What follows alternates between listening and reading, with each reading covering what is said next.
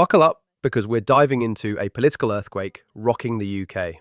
Prime Minister Keir Starmer's approval ratings have tanked to an all-time low, and a new poll suggests Labour could lose power to reform UK if an election happened tomorrow.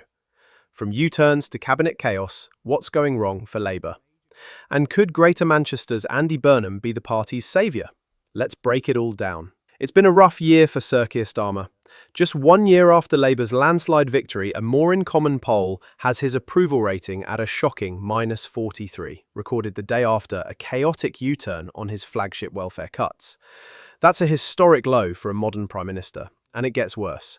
Polling from Labour's 1-year anniversary on July 4 shows that Reform UK, yes, Nigel Farage's party, would sweep to power if voters went to the polls today. Big names like Rayner and Reeves could even lose their seats. So, what's driving this collapse? The public is fed up, and it's not hard to see why. Labour's been hit with accusations of broken promises and a string of embarrassing U-turns. First, they'd backtracked on winter fuel payments for pensioners. Then, they flip-flopped on a grooming gangs inquiry. And don't forget the inheritance tax raid on farmers and the stalled compensation for waspy women. Voters are calling this a betrayal, with 1 in 3 Labour supporters citing broken promises as their reason for turning away. And who's benefiting? Reform UK, who've surged ahead, polling at 26% compared to Labour's 23%. Let's talk about Deputy Prime Minister Angela Rayner. She's been a Labour heavyweight, but she's in hot water. The Unite Union, a major Labour donor, slammed her response to the Birmingham bin strikes as utterly abhorrent, accusing her of refusing to intervene and supporting the fire and rehire of workers. Unite even suspended Rayner's membership and is now threatening to cut ties with Labour altogether. Ouch. And that's not all. Rayner's also clashed with Chancellor Reeves over tax policies in a leaked memo, which hasn't helped her standing with the party faithful. So, who's waiting in the wings? Enter Andy Burnham, the Mayor of Greater Manchester, who's not even an MP, but is stealing the spotlight.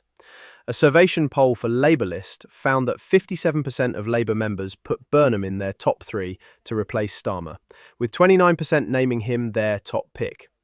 Rayner trailed behind with 47% in the top 3 and 20% as the #1 choice. Burnham's been vocal, criticising Labour's welfare reforms and pitching Greater Manchester's whole-person, whole-system approach as a better way to get people back to work.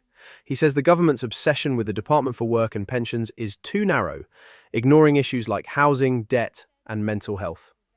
Is this the King of the North plotting a comeback? Burnham's not alone in the leadership chatter, but the field is thin.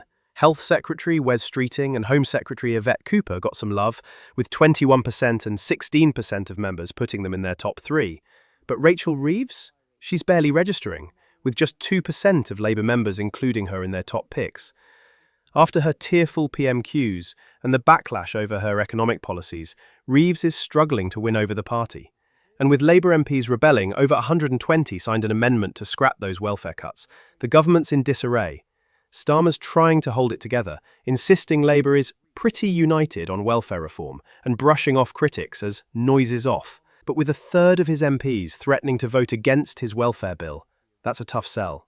The bill was meant to save $5 billion by tightening disability benefits, but after concessions, those savings are gone, and Reeves now faces pressure to raise taxes. Starmer's defenders argue he's safe for now. Labour doesn't do regicide, as one MP put it. But the clock's ticking. So, what's next for Labour? Can Keir Starmer turn this around, or is Andy Burnham gearing up to take the reins? And what about Reform UK's rise? Could Nigel Farage really be a Prime Minister in waiting? Drop your thoughts in the comments below, and let us know if you want more on Labour's crisis or Reform's surge.